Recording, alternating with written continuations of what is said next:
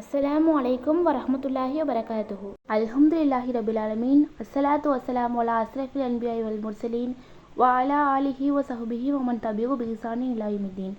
இறைவனின் சாந்தியும் சமாதானமும் நம் அனைவர் மீதும் உண்டாவதாக.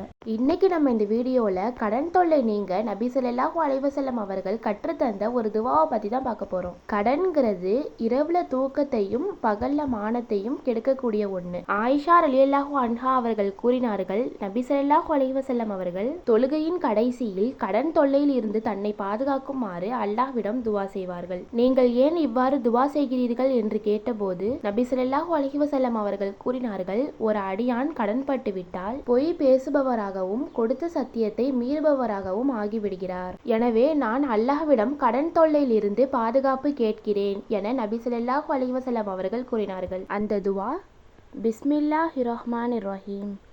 அல்லாஹும்ம இன்னி அஊது பிக்க மினல் மாசமி வல் மஅரம்.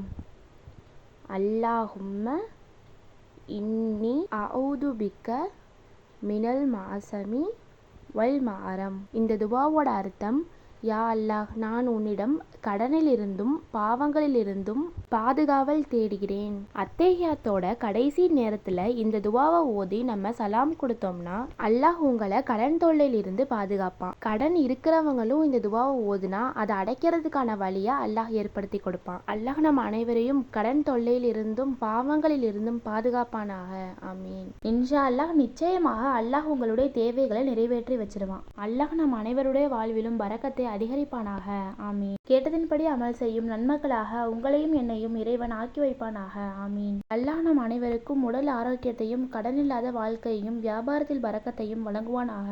ஆமீன். கமெண்ட்ல நிறைய பேர் துவா செய்ய சொல்றீங்க. உங்க எல்லாருக்காக இந்த துவா செஞ்சுக்கிட்டு தான் இருக்கேன். இன்ஷா அல்லாஹ் எனக்காக இந்த துவா செய்யுங்க. அஸ்ஸலாமு அலைக்கும் வரஹ்மத்துல்லாஹி வபரகாத்துஹு.